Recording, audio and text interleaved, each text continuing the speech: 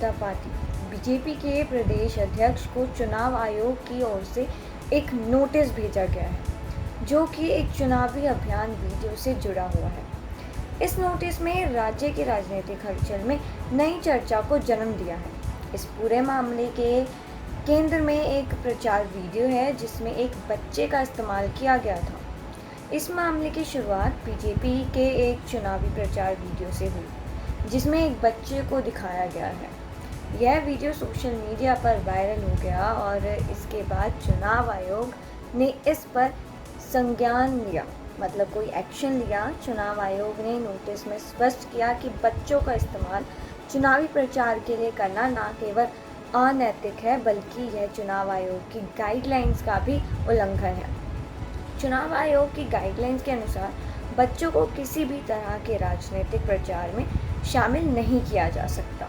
इस प्रकार के किसी भी वीडियो या प्रचार सामग्री का उपयोग करना कानून के खिलाफ है और यह आचार संहिता का उल्लंघन माना जाता है। बीजेपी ने इस मामले पर अपनी सफाई देते हुए कहा कि यह वीडियो अनजाने में वायरल हो गया और पार्टी का उद्देश्य किसी भी तरह से कानून का उल्लंघन करना नहीं था।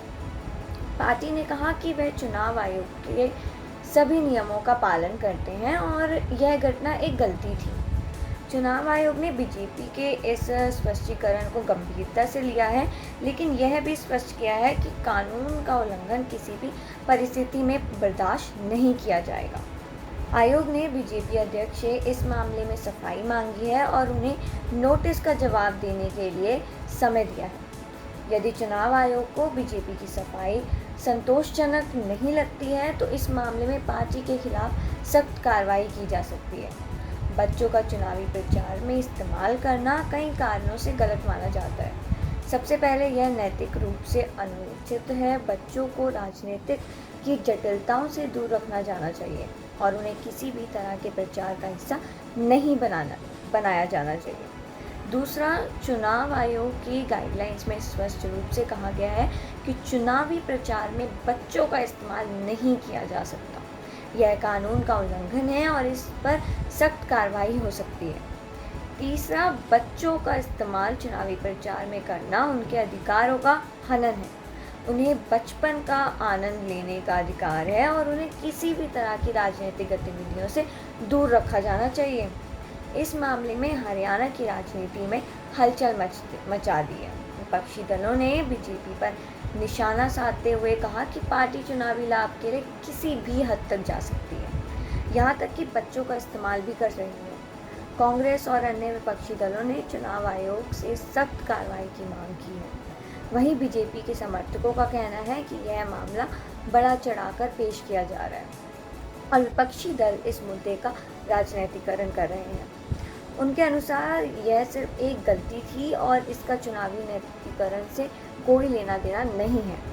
अब सभी की निगाहें चुनाव आयोग की अगली कार्रवाई पर टिकी है। बीजेपी अध्यक्ष ने चुनाव आयोग से माफ़ी मांगने और स्पष्टीकरण देने की बात कही है, लेकिन यह देखना होगा कि आयोग इसे कितनी गंभीरता से लेता है। अगर चुनाव आयोग बीजेपी की सफाई से संतुष्ट नहीं होता, तो पार्टी के खिलाफ सख्त कार्रवाई की जा सकती है। यह मामला हरियाणा विधानसभा चुनाव 2024 के लिए महत्वपूर्ण हो सकता है, जहां चुनावी माहौल पहले से ही गर्म है। यह घटना इस बात का उदाहरण है कि चुनावी प्रक्रिया में बच्चों का इस्तेमाल किस तरह विवादों को जन्म दे सकता है। चुनाव आयोग की गाइडलाइन स्पष्ट है और सभी राजनीतिक दलों को उसका सख्ती से पालन करना चाहिए। इस मामले ने राजनीतिक दलों और नेताओं को याद दिलाया है कि चुनावी प्रक्रिया में नैतिकरण और कानून का पालन अनिवार्य है। चुनावी प्रक्रिया के दौरान सभी दलों को सतर्क रहना चाहिए और यह सुनिश्चित करना चाहिए कि कोई भी सामग्री या गतिविधि कानून के दायरे से बाहर ना जाए। चुनाव आयोग की भूमिका इस मामले में महत्वपूर्ण है और उसकी सख्ती से चुनावी प्रक्रिया की प्रवर्तिकरण और बनाए रखने में मदद मिलेगी।